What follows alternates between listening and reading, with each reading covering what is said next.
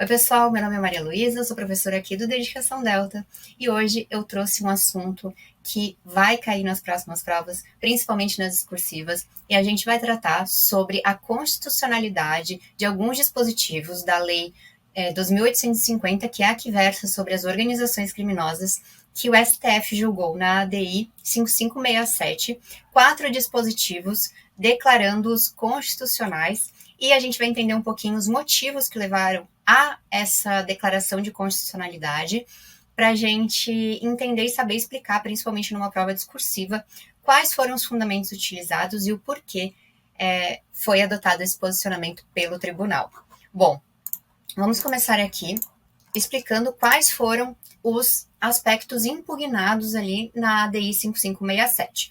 Bom, um partido político ingressou contra 4 aspectos. O primeiro foi o crime do artigo 2º, parágrafo 1º, que é aquele crime equiparado ao crime autônomo ali de organizações criminosas, que versa sobre aquele que impede ou embaraça as investigações referentes às práticas ali das organizações criminosas.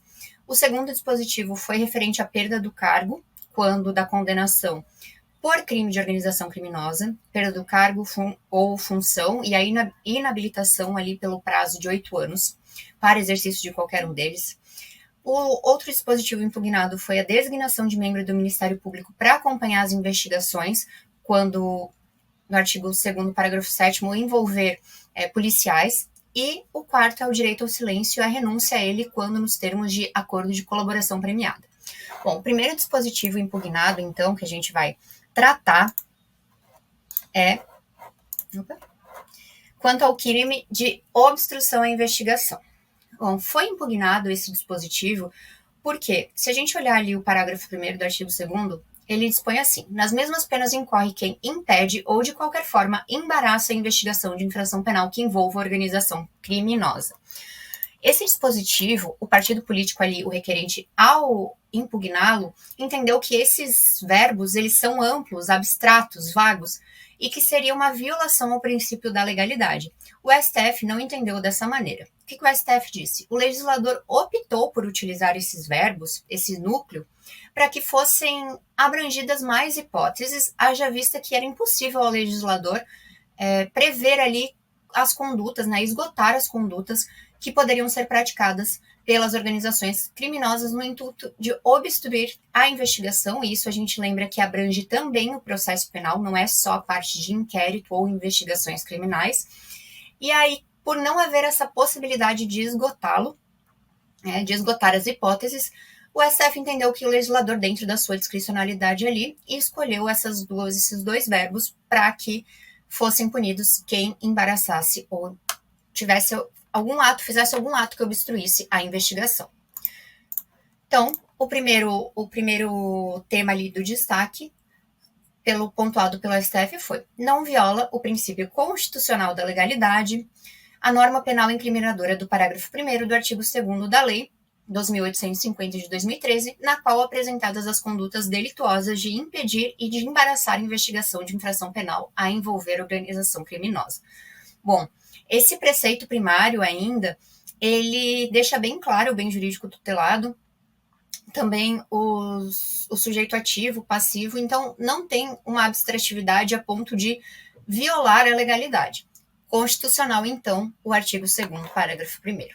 O segundo ponto que foi impugnado é essa perda do cargo quando o artigo 2º, parágrafo 6º diz que a condenação com trânsito em julgado acarretará ao funcionário público a perda do cargo, função, emprego ou mandato eletivo e a interdição para o exercício de função ou cargo público pelo prazo de 8 anos subsequentes ao cumprimento da pena. O que o partido político ali impugnou? Ele entendeu que esse prazo e essa perda do cargo automática, que a gente tem que lembrar que ela é automática decorrente da sentença condenatória, não precisa daquela fundamentação motivada. Tendo a sentença condenatória transitada em julgado, a gente perderá o cargo e ficará inabilitado. Essa disposição ela violaria a proporcionalidade. Não foi isso que o STF entendeu.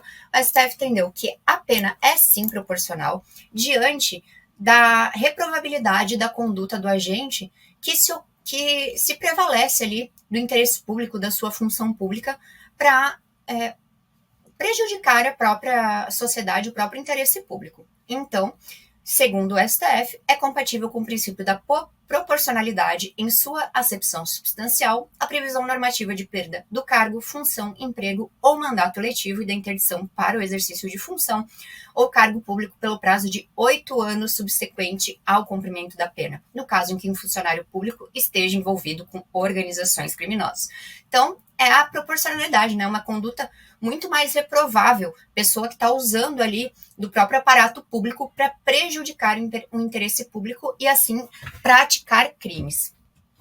O terceiro ponto que eu quero abordar aqui também, que foi objeto, é a norma do artigo 2º, parágrafo 7º, que diz o seguinte: se houver indícios de participação de policial nos crimes de que trata esta lei, a Corregedoria de Polícia instaurará inquérito policial e comunicará ao Ministério Público, que designará membro para acompanhar o feito até a sua conclusão. Bom, o partido político entendia que não poderia haver essa designação do membro do Ministério Público. E aí eu coloquei os argumentos para a gente dar uma olhadinha, e tendo o STF considerado que é possível sim o Ministério Público acompanhar essas investigações, isso não gera uma usurpação da competência da Corregedoria, porque a Corregedoria ela vai instaurar o procedimento e o Ministério Público vai acompanhar, visando uma maior apuração, uma apuração mais robusta ali dos fatos. Vamos ver aqui os argumentos desse destaque. Primeiro que a investigação pelo Ministério Público está amparada pela Constituição Federal.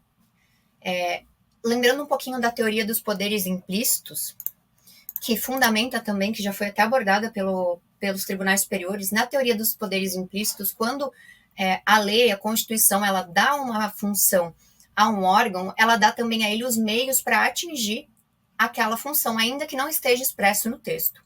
Bom, no caso do Ministério Público, como ele pode ingressar com a ação penal nos casos de ação pública incondicionada, é possível que ele também investigue. Porém, no caso aqui não seria nem a investigação, né, que seria o acompanhamento da investigação pela Corregedoria. E o STF entendeu que é possível, não há qualquer violação à competência da Corregedoria, como eu falei, porque isso decorre da própria atividade do Ministério Público, que ele realiza o controle externo da atividade policial. E o outro ponto também é que isso, de diminuir essa atuação do Ministério Público, poderia incutir num retrocesso ao combate ao crime organizado e à corrupção ali da própria polícia. Então, tirar esse poder do Ministério Público não seria o melhor para a evolução ali da investigação. E um ponto também é que, se houver algum abuso pelos membros do Ministério Público designados, há uma responsabilização, né? Não é um poder ilimitado. E o último ponto que eu quero abordar, que foi pauta, e para mim esse é um dos mais importantes, porque o direito ao silêncio vem recorrentemente sendo abordado, melhor dizendo, nas jurisprudências dos tribunais superiores, e esse diz respeito ao direito ao silêncio, a sua renúncia, quando for firmado acordo de colaboração premiada, e o colaborador, segundo o parágrafo 14, ele tem que renunciar nos seus depoimentos o direito ao silêncio. Então, o artigo 4º, parágrafo 14, diz o seguinte: nos depoimentos que prestar, o colaborador renunciará, na presença de seu defensor, ao direito ao silêncio e estará sujeito ao compromisso legal de dizer a verdade. Esse dispositivo foi dado interpretação conforme, de modo a não excluir, né, de excluir a interpretação, melhor dizendo, de que essa renúncia, ela não é uma renúncia total, né? Não é uma eliminação total do direito ao silêncio. Na verdade, ele é uma escolha daquele colaborador que vai receber alguns benefícios se ele colaborar com a investigação, e esse ato do acordo de colaboração, ele é um ato voluntário. Ninguém obriga o colaborador a firmar um acordo. Esse acordo ele é feito entre ele e seu defensor e o Ministério Público ou o delegado de polícia, que são os legitimados a oferecer esse acordo.